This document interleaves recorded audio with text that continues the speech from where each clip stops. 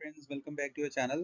आज हम बात करेंगे आईसी 11 में chapter 5 erection all risk policy के बारे में।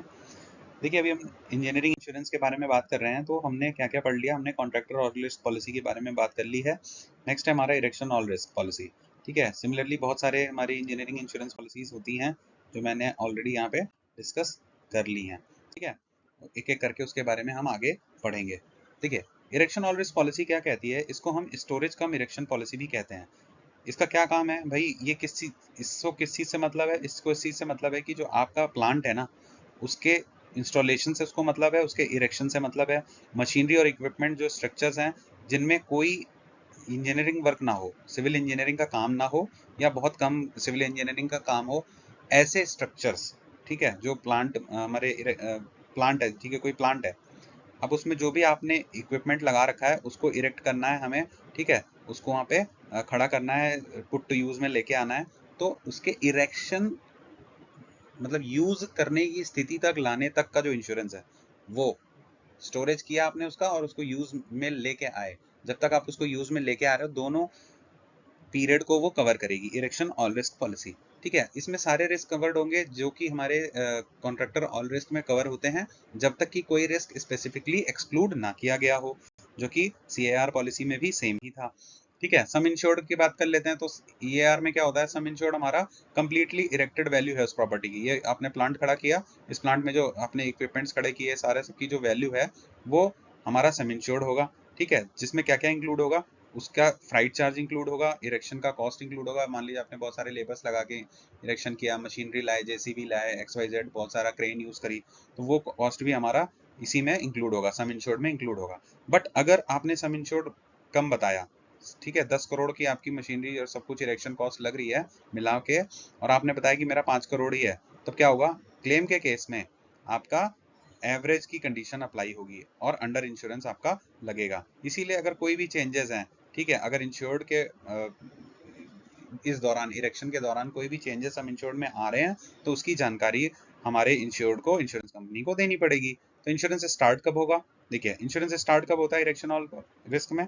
हमारे जैसी अनलोडिंग हुई प्रॉपर्टी पे, ठीक है, जहां पे होना है शेड्यूल के टाइम पे हमारा अनलोडिंग हुई सामान की, ठीक है, जैसे ही पहला टेस्ट ऑपरेशन हुआ या लोडिंग हमारी कंक्लूड हुई, जो भी पहले होगा, समझिए इस चीज को कि शेड्यूल डेट थी XYZ, मान लीजिए 3 जून को होना था, ठीक है, शेड्यूल में, और हमारा पहला टेस्ट ऑपरेशन हो गया, जैसे ही कंप्लीट हुआ, ठीक है, लोडिंग कंक्लूड हो गई, जो भी पहले हुआ, उसी दिन हमारा जो इंश्योरेंस है वो स्टार्ट हो जाएगी। जैसे ही आपने पहला सामान यहाँ पटका, ठीक है, वो हमारा इंश्योरेंस इलेक्शन ऑल रिस्क का शुरू हो गया। ठीक है, अब ये किसी भी केस में 4 वीक से ज़्यादा नहीं होना चाहिए। हमारा इरेक्शन हो गया, ठीक है, और रनिंग हमारा हमारा रेडीनेस हो गई, सारी चीज़ें डिक्लेयर कर दी गई, और फिर भी आपका 4 वीक से ज़्यादा हमारा डिले नहीं हो सकता। ये जो काम है ना इंश्योरेंस का, वो हमारा उससे डिले नहीं हो सकता।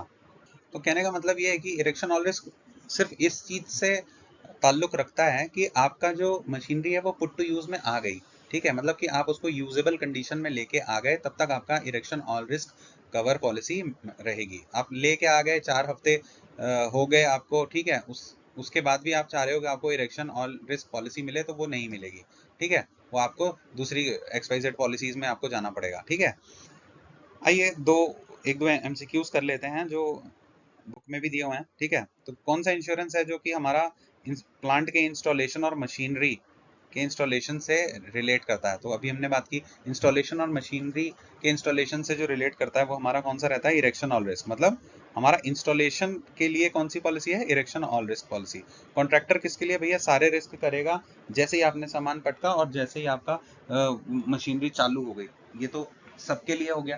ठीक है, इरेक्शन का मतलब मशीनरी आ गई आपकी, आपकी पुट टू यूज में आप ले आए। मशीनरी ब्रेकडाउन हम बाद में बात करेंगे, इलेक्ट्रॉनिक इक्विपमेंट भी हम बाद में बात करेंगे। बुक का क्वेश्चन है, ठीक है, मैंने सोचा मैं करा ही देता हूँ, बाद में अलग से MCQ बनाना पड़ेगा। In case of insurance, the insured has to declare the changes in the sum insured due to market changes. देखिए, ये होता है कि अगर इंश्योर्ड हमारा चेंजेस बताना है, इंश्योरेंस कंपनी को इंश्योर्ड को चेंजेस बताने हैं। अगर वो इंश्योरेंस कंपनी को चेंजेस नहीं बताएगा कि सम इंश्योर्ड मेरा चेंज हो गया है, तो कौन सी कंडीशन इसमें से लगेगी, partial loss, total loss, average या नन ऑफ द अबव। तो ये मैंने ऑलरेडी आपको बता दिया कि कंडीशन ऑफ एवरेज लगती है। कंडीशन ऑफ एवरेज क्या कहती है, जो भी सम इंश्योर्ड होगा, अगर आपने अंडर इंश्योरेंस लिया है तो उतने परसेंटेज आपका क्लेम में भी हमारा अंडर, मतलब क्लेम भी हम कम कर देंगे। इंश्योरेंस कंपनी ऐसा करती हैं जनरली। सो नेक्स्ट हम आगे वीडियोस में और भी इंश्योरेंस पॉलिसीज के बारे में बात करेंगे, इंजीनियरिंग इंश्योरेंसेस के बारे में और जनरल इंश्योरेंस प्रोडक्ट आगे भी डिस्कस करेंगे। ठीक है, stay tuned with the channel. Thank you for watching. Please like and subscribe the channel. Keep learning, keep sharing. मैं थोड़ा वीडियोस अभी फास्ट रख रहा हूँ, थोड़ा मेरे को अभी ये IC11 को कंप्लीट करना है। आई होप अगर आपको कोई चीज़ें रह जा रही हैं, आई होप मैं कवर करने की तो मैं कोशिश कर रहा हूँ, फिर भी कोई चीज़ें रह जा रही हैं तो प्लीज़ आप कमेंट सेक्शन में जाके मुझे बता सकते हैं। Thank you for watching. Keep learning, keep sharing.